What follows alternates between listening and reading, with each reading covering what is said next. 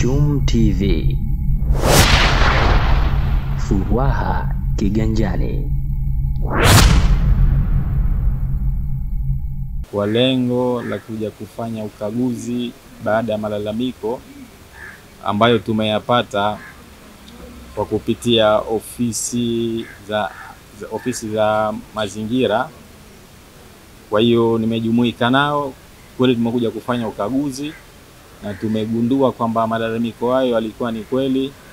Tumeona katika skuli hii kuna maji ambayo yanatokana na katika makaro yamefurika na kuweza kuleta taharuki kwa wanafunzi, wazee na pia kuweka mazingira hatarishi katika eneo hili.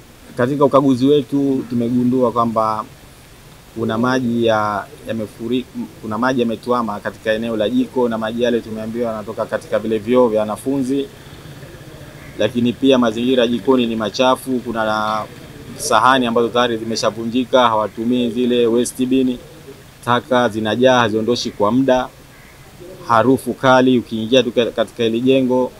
Kwa hiyo hali ya nzi nayo ni wingi, na jikoni kule wafanyakazi wa usafi kidogo.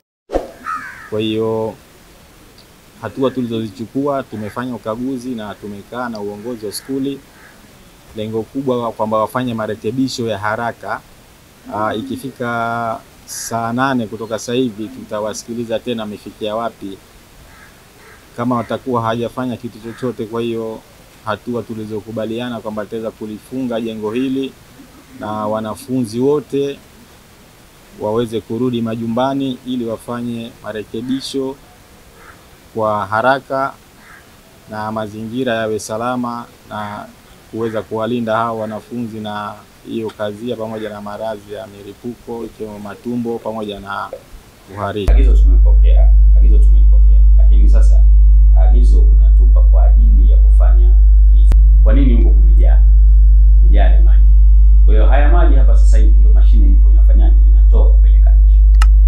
Kwa hiyo hili zoezi tutakwenda nalo mpaka mchana. Tulisema tuende na hili zoezi mpaka mchana kwa leo. Tulioni tumefanikiwa, tunatoa yale. Yametoka, it's okay. Yametoka, yamerudi, inabidi tufunge skuli mpaka itakapokuwa sawa sawa. Kwa hiyo hilo tulishajadili kwenye kikao jana na tumeshazungumza vizuri kwamba ikiwa leo hii hali itatushinda kuisolve leo, basi watoto